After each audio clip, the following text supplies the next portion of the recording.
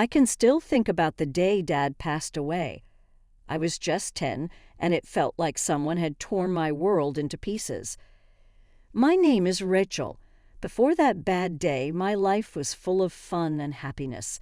Every weekend, Dad and I would go out early in the morning. Our bikes shined in the sunrise as we rode through the park. "Come on, Rachel, you can do it," he would yell during my track meets, his voice loud enough to be heard all over the pitch. We spent a lot of time training together, and he never missed any of my sports events. Dad was always there, whether it was football practice or just a jog around the neighborhood. He cheered me on with his big smile and lots of energy. But everything was different after the funeral. Mom, who usually looked at our fun activities with a bit of worry, suddenly wanted to change me into a different person. "Rachel, sweetie, please put those running shoes away," she'd say, her voice filled with disappointment. "I got you some nice new ballet flats. Would you like to try those instead?" The changes started slowly at first, then came all at once like a big rush. The weekend sports activities are gone, and now there are shopping trips for dresses and makeup instead.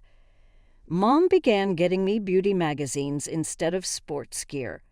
Every birthday came with more makeup I didn't want to use. "Sit still, Rachel," she said, trying to put mascara on my moving face. Every young woman should know these things. But I didn't want to be a girl. I wanted to run, to feel the wind in my hair, to race against my best times, like I used to do with Dad.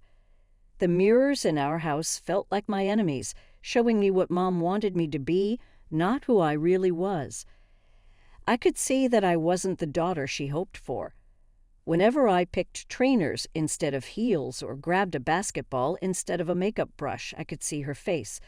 It showed a mix of frustration and disappointment that made me feel like something was wrong with me. 3 years went by like this, with Mom and me quietly fighting about who I should become. Then she saw him. Richard is a widower. He has a 9-year-old daughter named Anna. At first, I thought that having someone new in the house could make things better. Maybe Mom would feel better and stop wanting to change me so much. But Anna was really difficult to deal with. She was everything I wasn't, always wearing pretty clothes, really into makeup, and quite mean when the grown-ups weren't around. She would wait until Mom and Dad were not paying attention, then do something mean, hide my homework, mess up my room, or make rude comments about my boyish clothes. "She's just sharing her feelings," they'd say while I sat there, aware of what was really happening. This was not freedom or energy. It was mean and planned to make my life hard. The worst part was that since she was younger than me, I couldn't do anything without seeming like the bad guy. The wedding was simple and fast, taking place in our backyard on a sunny Saturday afternoon. I was standing there in a tight bridesmaid dress, looking at my mom smile at her new husband and his daughter. They came the next day with boxes full of pink, frilly stuff that took over our home like an invasion. "Mom," Anna would call out in her sweet voice, and each time it felt like a slap to me. "Can you help me with my hair, please?" Mom would hurry over, looking so happy, while I just stood in the doorway, feeling unseen. It felt like I was watching a strange show where everyone had their ideal parts, except for me. Anna was all that Mom had ever wished for. She would spend a lot of time trying on dresses, playing with makeup, and asking Mom for help with fashion. She always stayed clean, never wanted to play sports, and never did anything that wasn't proper for a lady. But when no one was watching, Anna was not the same. She would wait until we were by ourselves, then reveal her real self. One morning I woke up late for school because she came into my room and turned off my alarm clock. "Oh, did you sleep in?" she asked sweetly at breakfast, while Mom looked at me with a frown for not being responsible. It became even worse after that. She would accidentally spill nail polish on my favorite sports jerseys or forget that she was supposed to share the bathroom. I would wash my face in the kitchen sink, getting ready for school while she took long showers. "Mom," I said one day after I found my homework all wet, "she is doing this on purpose." "Yes," Richard said, gently patting his daughter's head. "You both just need to learn to be nice to each other." But how could we get along when she was trying to make my life so difficult? She would hide my stuff, make my room a mess, and then act like she didn't do anything when I got mad. And the worst part was, Mom totally believed her act. That's when I began to spend more time at Grandma's house. She lived only a short walk away, and her house felt like a safe place for me. There, I could be myself without trying to get noticed. I could just be myself. "Are you sure everything's okay at home, Rachel?" Grandma would ask, her wise eyes seeing more than I wanted to share. "Yeah, I'm fine," I'd say, not wanting to burden her with the truth. "I just like spending time with you." She'd smile and squeeze my hand. Somehow that simple gesture meant more than all of Mom's forced attempts at bonding. At Grandma's house, there were no beauty magazines, no constant criticism of my clothes or behavior, no stepsister's mind games, just acceptance and love. Love, plain and simple. The years dragged by until, finally, I made it through high school. I spent months researching colleges, staying up late to perfect my applications and essays. I applied to several schools, hoping at least one would accept me. When the acceptance letters started coming in, I could barely contain my excitement. 3 colleges wanted me, but one stood out from the rest. It offered a partial scholarship and was several states away. Perfect. I rehearsed how I'd tell Mom and my stepfather about it. Maybe this time would be different. Maybe they'd finally be proud of me. I chose breakfast time when everyone was usually in a good mood. "I got accepted to 3 colleges," I announced, trying to keep my voice steady. "One of them is offering me a partial scholarship." Mom looked up from her coffee, her expression unreadable. Anna, now 14 and even more insufferable than before, paused mid-bite of her toast. "The tuition won't be too expensive with the scholarship," I continued, pulling out the acceptance letter. "And the school has a great program." "Rachel," Mom cut me off, exchanging a look with my stepfather. "You're an adult now. You need to figure out how to handle your own problems." I felt like I'd been slapped. But I thought. "We don't have money for your college right now," she said, pursing her lips. "We're saving up for your sister's education." Anna's face lit up with smug satisfaction. When Mom wasn't looking, she stuck her tongue out at me like the mature 14-year-old she was. "But that's years away," I protested. "And with the scholarship." I said, "No, Rachel." Mom's tone was final. She turned to Anna, completely dismissing me. "Sweetie, don't forget you have dance practice today." "I won't, Mom," she replied sweetly, emphasizing the word Mom while smirking at me. I couldn't take it anymore. I pushed back my chair and left the table, my breakfast barely touched. Nobody called after me. Nobody came to check if I was okay. I could hear Mom and my stepsister chatting and laughing as if I hadn't even been there. In my room, I let the tears fall. All those years of hard work, maintaining good grades while dealing with my stepsister's torment. And this was what I got. They were saving for her college but couldn't spare anything for mine. The next morning, I went straight to Grandma's house. She took one look at my face and pulled me into a hug. "What's wrong, sweetheart?" she asked, leading me to her cozy kitchen. The familiar smell of coffee and fresh bread wrapped around me like a comfort blanket. I told her everything about the acceptance letters, the scholarship, and Mom's rejection. With each word, I could see Grandma's expression growing darker. Grandma's hands clenched around her coffee mug. "That's absolutely ridiculous. Sarah's forgotten herself completely. She reached across the table and took my hand. "Don't you worry about college, Rachel. I'll pay for it." "Grandma, no." "I can't ask you to." "You're not asking, I'm offering," she said firmly. "I've been saving money my whole life, and what better use for it than my granddaughter's education? You're going to that college, and you're going to make your father proud." When I got home that evening, Mom was waiting in the living room. I knew something was wrong the moment I saw her face. Her lips were pressed into a thin line, and her eyes were blazing with anger. "So you went running to your grandmother to complain about me," she spat out before I could even close the front door. "She called me today, yelling about how I'm neglecting you and refusing to pay for your college. How dare you make me look bad in front of my own mother?" "I didn't make you look bad," I said, trying to keep my voice steady. "You did that all by yourself when you chose your stepdaughter over me." "I'm grateful," she shouted, her face reddening. "After everything I've done for you, and now you're trying to cause problems between me and my mother." I couldn't believe what I was hearing. I just told her the truth about what happened at breakfast. The truth. Mom laughed bitterly.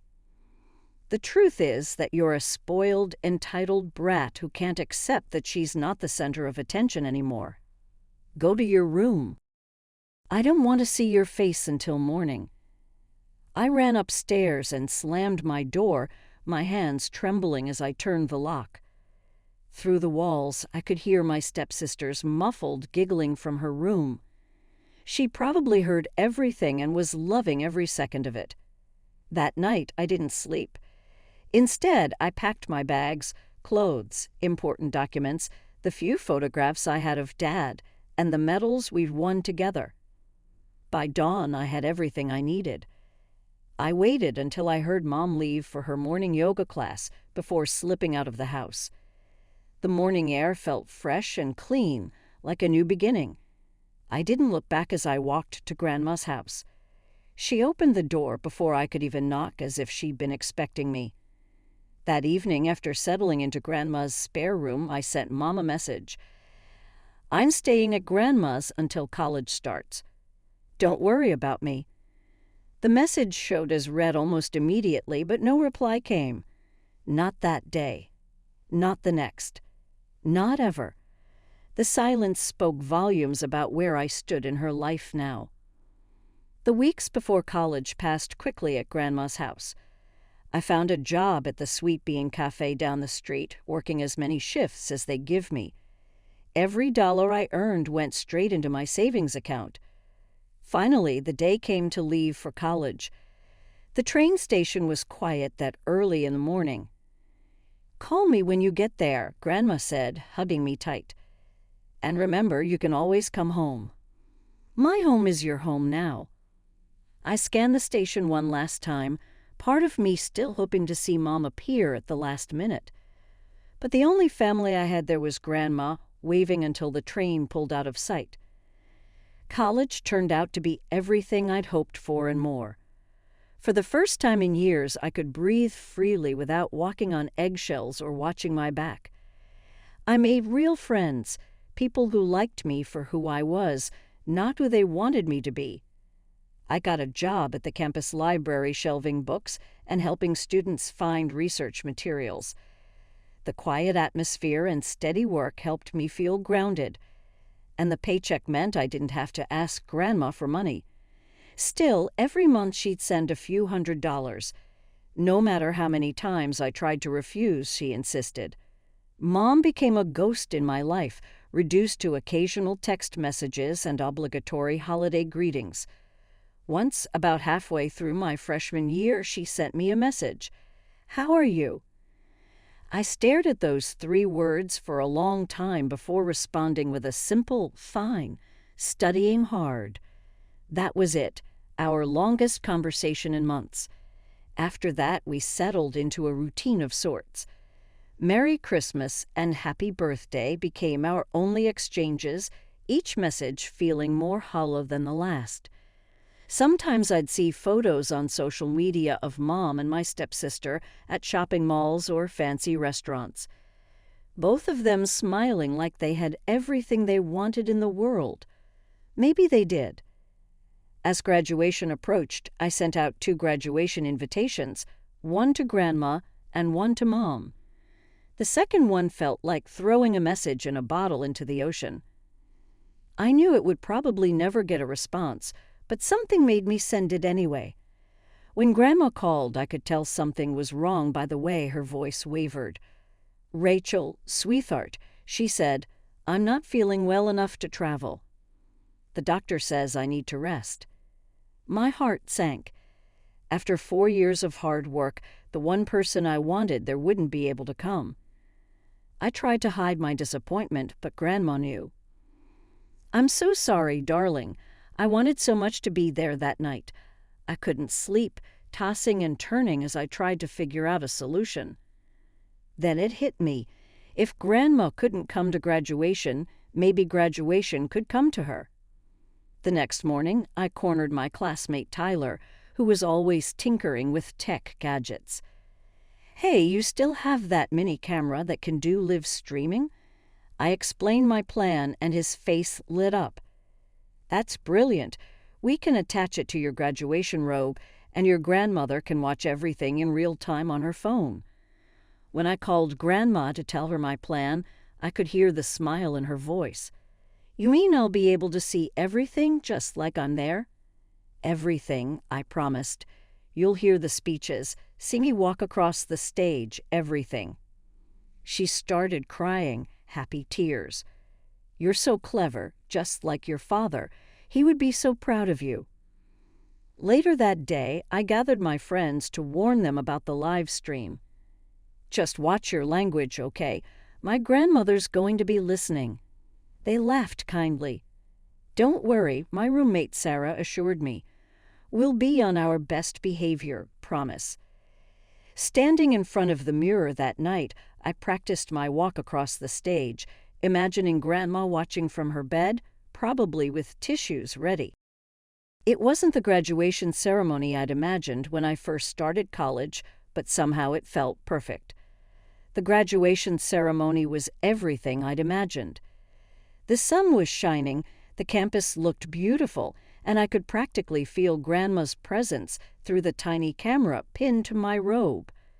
Everything was perfect until I spotted her. Mom was sitting in the middle section, wearing a navy blue dress I'd never seen before. For a moment, I thought I was seeing things, but no, it was definitely her.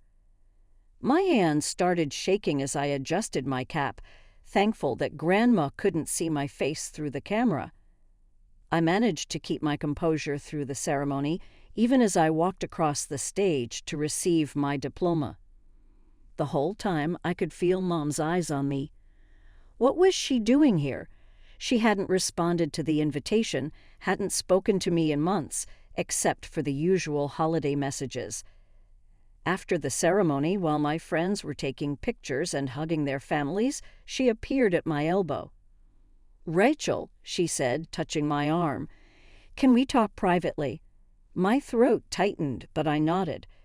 We moved away from the crowd to a quiet spot under a large oak tree. For a moment, hope fluttered in my chest. Maybe she finally realized what she'd done. Maybe she was here to apologize. "I'm proud of you," she said, and for one brief shining moment, I felt like a little girl again, desperate for her approval. "Then," she continued, "and now that you're graduated and will be working, we need to talk about your sister's college fund." The world seemed to tilt sideways. "What? Emma just graduated high school," I said, my voice rising. Mom said, as if we were discussing the weather, "Her grades weren't as good as yours, so she won't get any scholarships. She'll need to pay full tuition." I stared at her, unable to process what I was hearing. "And what does that have to do with me?" "For years ago, you told me you were saving money for her college. That's why you couldn't help me. Remember?" Mom's face hardened. "We had other expenses come up. Things happen, Rachel. You need to stop living in the past and help your family. Help my family. I could feel anger rising in my chest. The same family that threw me out. The same sister who made my life hell for years. Don't be dramatic. Mom snapped. You chose to leave. I'm not paying for her college, I said firmly. Not after everything she did to me. Mom's hand shot out and grabbed my wrist, her fingers digging in painfully. Listen to me, you selfish, arrogant girl, she hissed, her face inches from mine. You are obligated to help your sister. If you refuse, don't even think about coming back to the house after graduation. In fact, I'll disown you completely. Is that what you want? That house belongs to Grandma, I reminded her, trying to keep my voice steady despite the rage building inside me. Mom's laugh was cold and cruel, a sound I'd never heard from her before. Oh, sweetie, she said, her voice dripping with condescension. Mom's not doing well. She's been sick for a while now. The gleam in her eyes made my stomach turn. Honestly, she's lingered longer than anyone expected, but when she does pass, and it won't be long now, everything goes to me. I'm her only daughter, after all. The casual way she spoke about Grandma's death, the barely concealed hope in her voice, made me feel physically ill. This wasn't my mother, or maybe it was, and I was just finally seeing her clearly. I won't help you, I said, pulling my arm free from her grip. Not now. Not ever. I practically ran back to my dorm room, my graduation robe flapping behind me. As soon as I closed the door, my phone rang. It was Grandma. Rachel. Her voice was sharp and clear, no trace of the illness Mom had described. I heard everything. My hand flew to the camera still pinned to my robe. In all the drama, I'd completely forgotten about the live stream. Grandma had witnessed the whole ugly scene. I'm sorry you had to hear that, I stammered, sinking onto my bed. I didn't mean for you to listen to me. Grandma cut me off. I need you to pack your things and come home right away. Can you do that? The drive to Grandma's house took several hours. The whole time my mind kept replaying Mom's words, the way she'd talked about Grandma dying. How could she be so cold about her own mother? When I arrived, Grandma was sitting in her favorite armchair, looking frail and sickly. She gave me a tight hug, then sat me down at the kitchen table. I had a very interesting conversation with your mother this morning, she said, pouring us both cups of tea. After I heard what she said at your graduation, I called and told her to move out of my house. I nearly choked on my tea. You what? Grandma's eyes twinkled with a mixture of mischief and steel. She seemed quite pleased. Apparently, she's been operating under the delusion that my house is somehow her house. The next morning, Grandma and I went to her house, where my mom was living. Everyone was there when we got there, Mom, Richard, and Anna, who had gotten taller, but still had that same smug look I remembered. Mom hardly looked at me when we came in, not even saying hello. Mother, she said, talking to Grandma and not looking at me. There has been a mix-up. Rachel has not been telling you the truth. Grandma sat in her favorite chair in the living room and looked at Mom with a steady gaze. I heard it all myself. Sarah, the camera on Rachel's graduation robe, got everything. Every threat, every mean word, even your nice comments about wanting me to die. Mom's face lost its color, but she got better fast. Her lips turned into that pretend smile I recognized so well. Oh, Mom, I think you got it wrong. We can discuss this later when everyone is more relaxed. No, Sarah. There won't be a later, Grandma said softly. Tomorrow morning I will take Rachel to the notary. I'm giving her ownership of this house. While we're there, I'm also updating my will to make sure all my savings go to her too. The quiet that came after was really loud. Anna was very surprised and her mouth was open. My stepdad looked like he was getting smaller and smaller. And Mom got really mad. "You tricky little," she yelled at me, all politeness gone. "You always planned this, right? You turned my own mother against me and acted like the victim until you got what you wanted." She walked closer to me, but Grandma got in the way. "Sarah, that's enough now." "You both are wild," Mom yelled. "My mother and daughter are working together against me and you." She pointed her shaking finger at Grandma. "You're just an angry old woman who has been tricked by this ungrateful, dishonest girl." "1 hour," Grandma said softly, but with a strong voice that made Mom pause her rant. "You have 1 hour to get your stuff ready and go. Go away, all of you." What happened next was a lot of busy things going on. Mom, Richard, and Anna hurried around the house, putting things into boxes and suitcases. They were really loud, banging doors and drawers. Grandma and I sat quietly in the living room, looking at the clock. 58 minutes later, they were gone. The house was quiet and tidy, like the fresh air after a storm. That evening, Grandma and I were in the kitchen making plans when I thought of something. "Grandma, why don't you come live here with me? We can rent your house, and I can look after you." She stared at me with a thoughtful expression. "That's a good idea. This house is bigger, and it would be nice to have friends over." That's what we did. Grandma rented her house to a nice young family, which gave her a regular income along with her savings. We made the living room a warm place where we spent our evenings watching old films and talking about Dad. Sometimes I see Mom and my old stepsister when I'm out in town. They quickly look away and rush in the other direction. I heard from some friends that they moved to a small flat in another part of town, and my stepsister decided to go to community college instead of the pricey university she wanted to attend. I really don't think about them much now. My life has many important things now: my job, my friends, and especially my grandmother, who taught me what real love is. We made our own small family, just the two of us, and it's plenty. Every morning I get up and smell Grandma's coffee and hear her humming in the kitchen. Every evening we sit together in the garden she is teaching me to take care of. Every day I feel grateful for the lucky chance that made me wear that camera at graduation.